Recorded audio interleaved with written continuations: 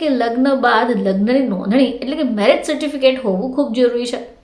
જો તમે marriage certificate નથી બનાવ્યું અથવા તો ટૂંક જ સમયમાં આપના પણ લગ્ન છે તો આ વિડીયો તમારા માટે છે. નમસ્કાર દર્શક મિત્રો, ખબર છે પરથી હું દ્રષ્ટિ નાયક આપ સૌનું સ્વાગત કરું છું. દર્શક મિત્રો, ભારત દેશની અંદર વાત કરીએ તો લગ્ન એક ખૂબ પવિત્ર બંધન ગણવામાં આવે છે. લગ્ન કર્યા બાદ લગ્નની નોંધણી પણ ખૂબ જરૂરી છે. જેમ લગ્ન કરવા પહેલા આપણે કંકોત્રી બનાવીએ છીએ અને લોકોને આપીએ છીએ, તો બાદમાં એવી જ રીતે લગ્ન થઈ ગયા પછી લગ્નની નોંધણી કરવા પણ ખૂબ જરૂરી છે. લગ્નની નોંધણી કરાવવાથી લગ્ન બાદની જે ઓળખ હોય તે મળી શકે એમ છે.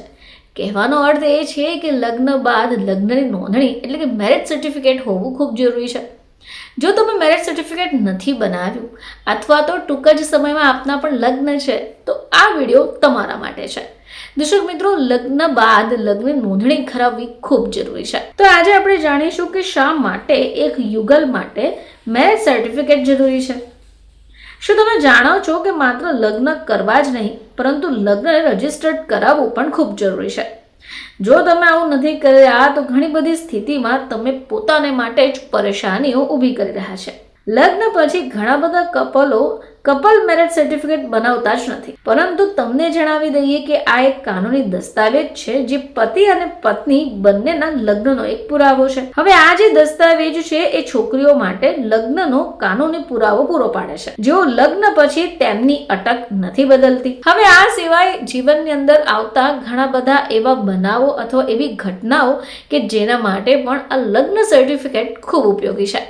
તો ચાલો હવે એ પણ જાણીએ કે એ કયા બનાવો અથવા ઘટના હોઈ શકે. મિત્રો, જો મિલકતના વિવાદો હોય અથવા વારસાના કેસોમાં લગ્નની માન્યતાને જો સાબિત કરવી હોય તો તમારે આ લગ્નનું સર્ટિફિકેટ તો જોઈશે જ, કારણ કે આ લગ્ન સર્ટિફિકેટ એક મહત્વપૂર્ણ દસ્તાવેજ સાબિત થશે.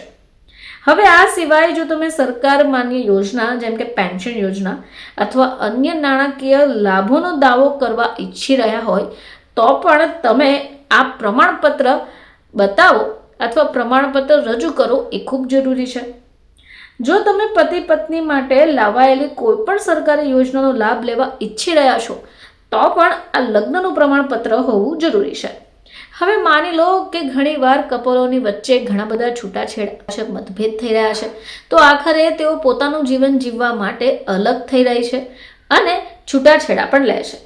તો છૂટાછેડા માટેની જો અરજી કરવી હોય તો પણ તેમની પાસે લગ્નનો પુરાવો ખૂબ જરૂરી છે, એટલે કે લગ્નનું પ્રમાણપત્ર હોવું જરૂરી છે. હવે વાત કરીએ મેરેજ સર્ટિફિકેટ ક્યારે બનાવવું જોઈએ.